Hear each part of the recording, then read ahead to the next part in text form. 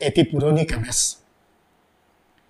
কেঁচা কামৰ গোন্ধত কামেজটো ইমান মলমলীয়া অজান আশংকাত মনটো থৰথৰকৈ কঁপিব ধৰিছে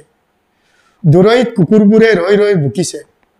নৈসৰ্গিক সত্তাত উপজা চিপুঙৰ সুৰবোৰ ঐনিতমৰ কলিবোৰ কৰ্কশ মাত এটাত শব্দহীন হৈ পৰিছে আমাৰ দিনত শিক্ষা ব্যৱস্থা আছিলে চেকনিৰ আগত শিক্ষা এতিয়া আকৌ মানে ল'ৰা ছোৱালীক মানসিক শাৰীৰিক একো ধৰণে শাস্তি দিব নোৱাৰে হৰিণৰ শিংটো মানে আলদা হিচাপে ওলমাই থয় তাতে মানে কামেজটো ওলমাই থৈ দিয়ে যেতিয়া ঘৰত আমাৰতো ঘৰ চাংঘৰ আছিলে তেতিয়া চাংঘৰৰ মানে চাংঘৰটো দুভাগ আছে এটা তলফালে এটা ওপৰফালে দেউতা পুৰুষ বহে যেতিয়া এই ওপৰফালে অহা যোৱা কৰোঁ দেউতাৰ কামেজৰ গোন্ধটো নাকত চাপ মাৰি ধৰে সেই গোন্ধটো মোৰ আজিও মানে মলমলাই আছে মানে সেই গোন্ধটো আজিও আমোলমলাই আছে সেইকাৰণে মই এই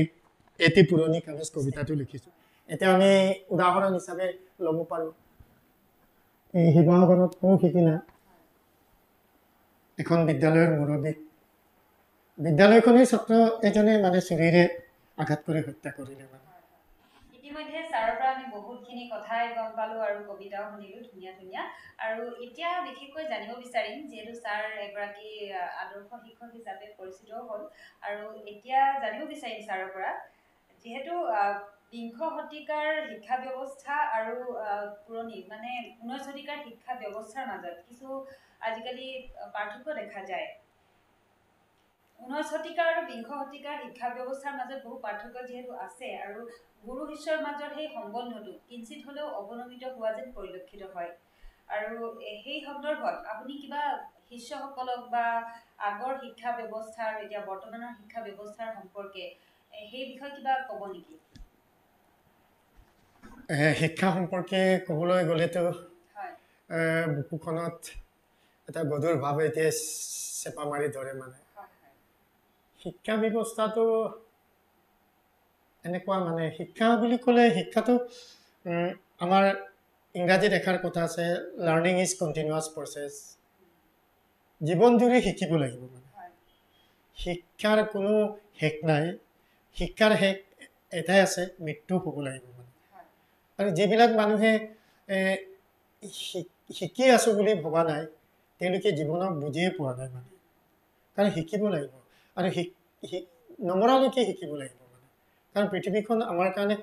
একদম আমি এটা ক্ষুদ্ৰ প্ৰাণী মানে ইমান বিশাল পৃথিৱীখনক এই ক্ষুদ্ৰ প্ৰাণীটোৱে সম্পূৰ্ণ জানিব বিচৰাটো এটা মানে পাগলামিৰ বাদে একো নহয় গতিকে মই এগৰাকী শিক্ষক হিচাপে যদি শিক্ষকৰ দৃষ্টিকোণৰ পৰা চাওঁ একচুৱেলি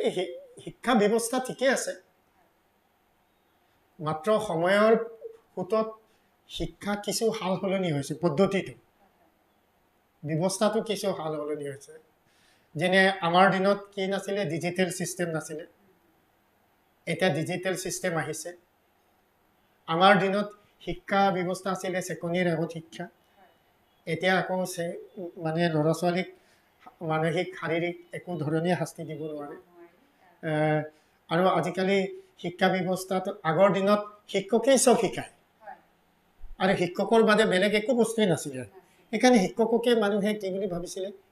একদম গুৰু বুলি ভাবিছিলে মানে আৰু সমাজত শিক্ষকৰ স্থানো তেতিয়া বহুত ওপৰত আছিলে উচ্চ আছিলে মান মৰ্যাদাও যথেষ্ট আছিলে শিক্ষকক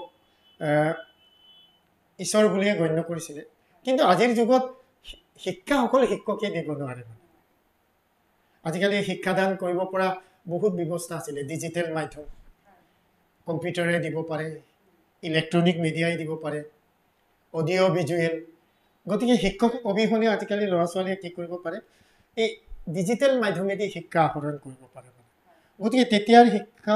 শিক্ষক আৰু এতিয়াৰ শিক্ষকৰ দায়িত্বও বেলেগ ভূমিকাও বেলেগ আৰু সমাজৰ ৰীতি নীতিও বেলেগ মানে তথাপি কিছুমান নৈতিক দায়িত্ব আছে সমাজত আজিকালি যুৱ উশৃংখল বুলি খুব সঘনে শুনিবলৈ পোৱা যায় যুৱ উশৃংখল হৈছে অসহিষ্ণু হৈছে যুৱতীবিলাকে শিক্ষাৰ যিটো গুণগত মান এইটো অৱনমিত হৈছে বুলি ক'ব খোজে মানে কয় কিন্তু মই ভাবোঁ শিক্ষাদান প্ৰক্ৰিয়াটো এজন শিক্ষকৰ ওপৰত নিৰ্ভৰ কৰে মানে পদ্ধতি যিয়েই নহওক সেই শিক্ষকজন এইটো অকল কলা হিচাপে ল'ব নালাগিব মানে অকল আৰ্ট হিচাপে ল'ব নালাগিব ইয়াক বিজ্ঞানসন্মতভাৱে ল'ব লাগিব মানে অকল এই শিক্ষক এজনে শিক্ষাদান কৰিবলৈ মন যাব নালাগিব মানে শিক্ষাদানৰ কাৰণে কি কি আহিলা লাগে কাৰণ আমি শ্ৰেণীকোঠাত এনেকুৱা ল'ৰা ছোৱালী পাওঁ তাত বিভিন্ন গুণসম্পন্ন ল'ৰা ছোৱালী পাওঁ কিছুমান খুব মেধা কিছুমান কম মানে সকলো ল'ৰা ছোৱালীৰ মেধা শক্তিটো আছে কিন্তু কিছুমান ল'ৰা ছোৱালীয়ে শিক্ষকৰ কথাটো সহজে বুজি পায় কিছুমানে দেৰিকৈ বুজি পায় কিছুমানে অলপ অন্যমনস্ক হৈ থাকে এই বিভিন্ন মানে গুণসম্পন্ন ছাত্ৰ ছাত্ৰীসকলক শিক্ষাদান কৰিবৰ কাৰণে শিক্ষকজন প্ৰস্তুত হৈ থাকিব লাগিব গতিকে সেই শিক্ষকজনে সেইটো ফালৰ পৰা বিজ্ঞানসন্মত হ'ব লাগিব একেবাৰে সহজে শিক্ষকৰ কথা বুজি পোৱা ল'ৰাটোক কিদৰে শিক্ষাদান কৰিব লাগিব কমকৈ বুজি পোৱা ল'ৰাটোক কিদৰে একেবাৰে বুজি নোপোৱা পঢ়িবলৈ ইচ্ছা নোযোৱা ল'ৰাটোক কিদৰে শিক্ষাদান কৰিব লাগিব তাৰ কাৰণে শিক্ষকজনে এটা ট্ৰেইনিঙৰ প্ৰয়োজন সেইকাৰণে আজিকালি কি কৰা হৈছে প্ৰত্যেক শিক্ষকক ট্ৰেইনিং নিশ্চিতভাৱে কৰাৰ ব্যৱস্থা কৰিছে গতিকে শিক্ষক এজন যথেষ্ট মানে কি কৰিব লাগিব তেওঁ শিক্ষকতা কলা হিচাপে লোৱাৰ লগতে নিজে বিজ্ঞানসন্মত চিন্তাধাৰা এটা থাকিব লাগিব আৰু মই ভাবোঁ শিক্ষক এজন খুব অধ্যয়নপুষ্ট হ'ব লাগিব মানে তেওঁ শিক্ষা ব্যৱস্থাই জাপি দিয়া শিক্ষাদান পদ্ধতিটোকেই অৱলম্বন কৰি ছাত্ৰ ছাত্ৰীক বুজাবলৈ গ'লে সফলতা অৰ্জন কৰিব নোৱাৰে শিক্ষকজনে নিজৰ যিটো সৃষ্টিশীল কৌশল ইনোভেটিভ স্কিলটো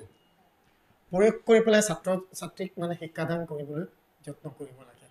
তেতিয়া মই ভাবোঁ শিক্ষাটো মানে আধুনিকেই হওক প্ৰাচীনেই হওক শিক্ষাই সফলতা লাভ কৰিব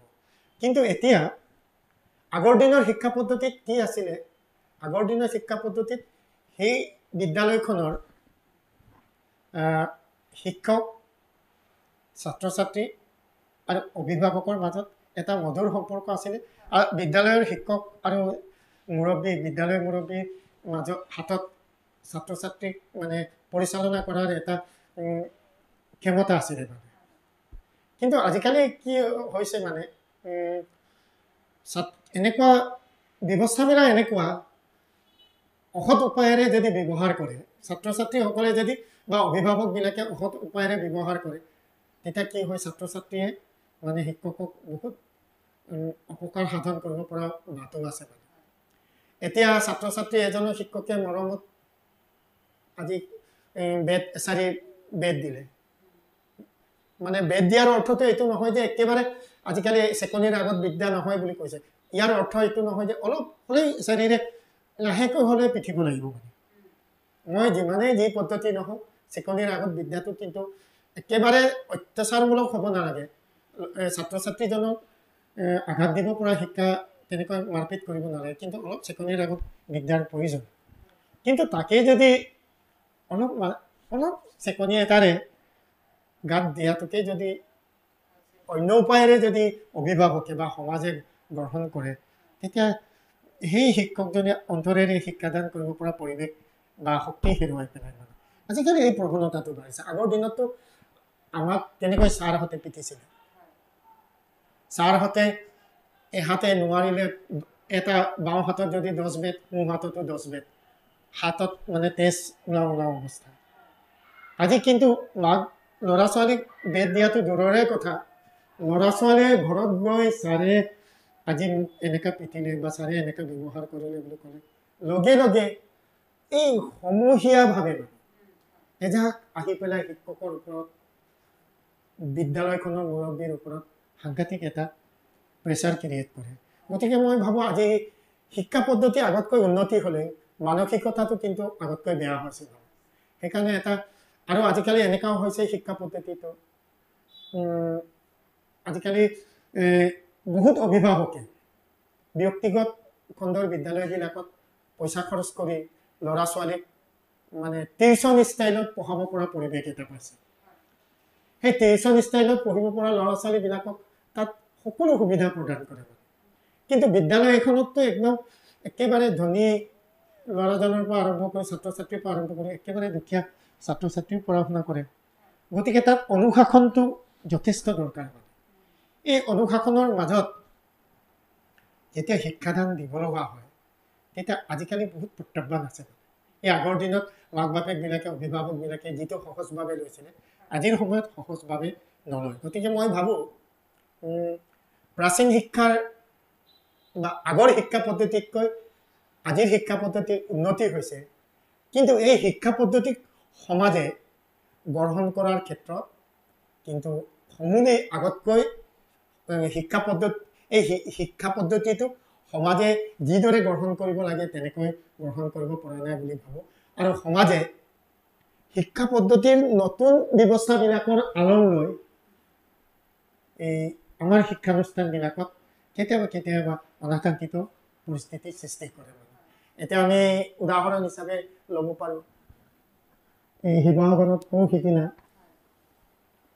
এখন বিদ্যালয়ৰ মুৰব্বীক বিদ্যালয়খনেই ছাত্ৰ এজনে মানে চুৰিৰে আঘাত কৰি হত্যা কৰিলে মানে তাৰ কাৰণে আমি ভাবিব লাগিব এইবিলাক বহুত বিশ্বাসৰ বিষয় মানে সেইকাৰণে মই ভাবোঁ একেবাৰে প্ৰাচীন আগৰ দিনৰ শিক্ষা পদ্ধতিটোকো ইগনৰ কৰিব নালাগে অৱহেলা কৰিব নালাগে তাৰো ভাল ভাল দিশবিলাকক আমি ৰাখিব পাৰোঁ মানে আৰু আধুনিক পদ্ধতিটোক ল'ৰা ছোৱালীক আধুনিক পদ্ধতিৰে শিক্ষাদান ব্যৱস্থাটোকো কি কৰিব লাগিব গ্ৰহণ কৰিব লাগিব মানে সেইখিনিলৈ মই উপলব্ধি কৰোঁ আৰু এজন শিক্ষক হিচাপে আৰু তেতিয়া আমি আগৰ ছাত্ৰ ছাত্ৰীবিলাকৰ সন্মান বেলেগ আছিল মই অথনিয়ে ক'লোঁ আগৰ দিনত ছাৰ বাইদেউ বুলি ক'লে অকল শিক্ষক অকল প্ৰাক্তন ছাত্ৰ ছাত্ৰীয়ে বা ছাত্ৰ ছাত্ৰীয়ে নহয় আজি সমাজতে শিক্ষকক সমাজত আগৰ দৰে এই গুৰু শিষ্যৰ সম্পৰ্ক বা গুৰুক যেনেকৈ সন্মান কৰে সেই ব্যৱস্থা নাই আজিকালি কাৰণ শিক্ষাৰ মাধ্যম এটা মই অথনি ক'লোঁ যে ওলালে যেনে মোবাইলৰ পৰা আজিকালি শিকিব পাৰে শিক্ষক এজনৰ বৰ একান্ত প্ৰয়োজন নহয় আৰু শিক্ষক এজনক আজিকালি সেই আগৰ দিনৰ মানে আশ্ৰমৰ তলৰ শিক্ষক নিচিনাও নাভাবে আজিকালি আমাৰ চৰকাৰেও মানে শিক্ষকৰ বৃত্তিটোক সেৱা হিচাপে ভাবেনে নাভাবে মোৰ সন্দেহ আছে কিন্তু যিদিনালৈকে শিক্ষকৰ যিটো শিক্ষকে কৰা কামটোক সেৱা হিচাপে নল'ব তেতিয়ালৈকে কিন্তু শিক্ষাদানৰ যিটো পবিত্ৰতা সেইটো জীয়াই ৰখাটো টান হ'ব মানে কাৰণ শিক্ষকজনৰ মানসিক চিন্তা লগত ছাত্ৰ ছাত্ৰীক জ্ঞান দিয়াটো বহুত সম্পৰ্ক আছে শিক্ষক এজনক চৰকাৰে যদি এটা কটু বাক্য শুনোৱাৰ পিছত চৰকাৰে যদি কোনোবা মন্ত্ৰী বিধায়কে যদি তাক এটা তুচ্ছ তাচ্ছিল্য সুৰত কথা কোৱাৰ পিছত শিক্ষক এজনক কোৱাৰ পিছত সমগ্ৰ শিক্ষক সমাজৰ মানসিকভাৱে আঘাত পায় সেই মানসিক আঘাতটো কিন্তু শ্ৰেণীকোঠাৰ পাঠদানত প্ৰতিফলিত হয় মানে আৰু সেই কথাটো হয়তো আনে উপলব্ধি কৰিব নোৱাৰিব পাৰে কিন্তু মই এগৰাকী শিক্ষক হিচাপে সেইটো উপলব্ধি কৰোঁ আৰু কেতিয়াবা কি হয় শিক্ষক হিচাপে এই এনেকৈ মানে তেনে আচৰণবিলাকে শিক্ষক এজনক হীনমন্যতাত ভুগিবলৈ বাধ্য কৰায় মানে মই ভাবোঁ শিক্ষকৰ যিটো সেৱা শিক্ষকে কিদৰে শিক্ষাদান কৰিব লাগে তাৰ নিৰ্দিষ্ট কোনো স্কেল নাই অন্য চাকৰিয়ালৰ নিচিনা নহয় যে ৰাতিপুৱা 10 বজাত আহিলে 4 বজাত যাবগৈ লাগিব অফিচাৰে পাৰিলে এটা ইমান সংখ্যা মানে কিবা এটা পেজত লিখিব দিছে তেনেকৈ লিখিব অলপ অন্য কৰ্মচাৰীবিলাকে তেনেকৈ নিৰ্দিষ্ট এটা দায়িত্ব থাকে কিন্তু শিক্ষক এজনে নিজৰ শ্ৰেণীকোঠাত তেওঁ নিজৰ পাঠ্যপুথি জ্ঞানৰ লগতে তেওঁ কিছুমান সৃষ্টিশীল মানে ক্ৰিয়াকলাপ কৰিব লগা হয় তেওঁৰ শাৰীৰিক অংগী ভংগী মানসিক অংগী ভংগী ছাত্ৰ ছাত্ৰীবিলাকক মানে সেই চিন্তাশীল শক্তিৰে তাক আয়ত্ব কৰিব লগা হয় মই ভাবোঁ সেই কলাটো সেই শিল্পটো অন্য কৰ্মচাৰীৰ ক্ষেত্ৰত নাই গতিকে মই শিক্ষকক কৰ্মচাৰী বুলি নাভাবোঁ শিক্ষকক মই এটা শিক্ষক বৃত্তিটোক এটা সেৱা বুলি ভাবোঁ আৰু থাকিব পাৰে কিছুমান শিক্ষকৰ আচৰণ বেয়া থাকিব পাৰে কিছুমান শিক্ষকৰ চৰিত্ৰ দিশত হয়তো বেয়া দিশ থাকিব পাৰে কিন্তু বহুত ভাল শিক্ষকো আছে মানে আৰু শিক্ষক মই ভাবোঁ অসমৰ চৰকাৰী যন্ত্ৰত যদি আটাইতকৈ অধ্যয়নশীল মানৱ সম্পদ যদি চৰকাৰী বিভাগত আছে যদি অকল শিক্ষা খণ্ডত আছে আৰু শিক্ষা খণ্ডত জড়িত মানুহ আটাইতকৈ বেছি অধ্যয়ন কৰে মানে সেইকাৰণে শিক্ষা খণ্ডত থকা মানুহৰ পৰামৰ্শ অবিহনে শিক্ষা ব্যৱস্থাটোৰ হাল সলনিৰ ক্ষেত্ৰত চৰকাৰে চিন্তা কৰিব লাগে বুলি ভাবোঁ মানে আৰু মই ভাবোঁ এটা নতুন শিক্ষানীতি আগমন ঘটিছে এই নতুন শিক্ষা নীতিত চৰকাৰে নতুন নতুন পদক্ষেপ লৈছে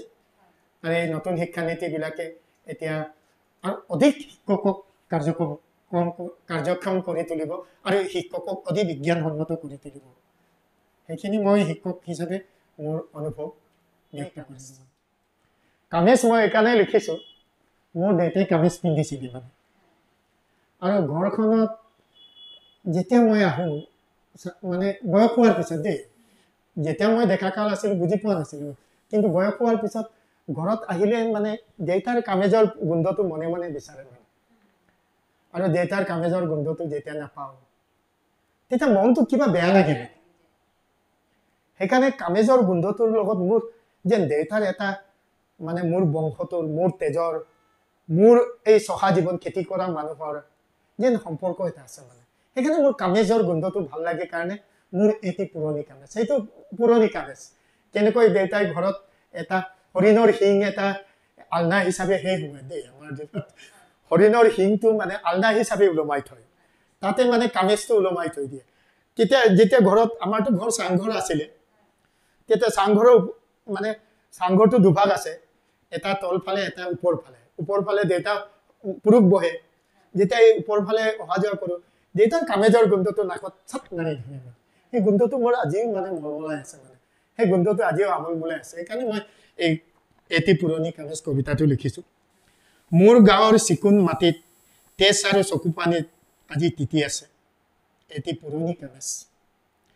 মোৰ গাঁৱৰ চিকুণ মাটিত তেজ আৰু চকু পানীত তিতি আছে এটি পুৰণি কামেজ এদিন চৰাই হৈ আকাশ চুম আকাশৰ বিশালতাক হিয়া উজাৰি চুহি খাম প্ৰাচীন নৈ এখনিৰ মতলীয়া মাছ হওঁ কোবাল সোঁতত সোঁত মিলাই হেলা ৰঙে অতিক্ৰম কৰিম জীৱনৰ অলেখ বাধা বুলি কোৱা মানুহজনৰ কামেজটোৰ দৰে গোন্ধাইছে মোৰ এটি পুৰণি কামেজ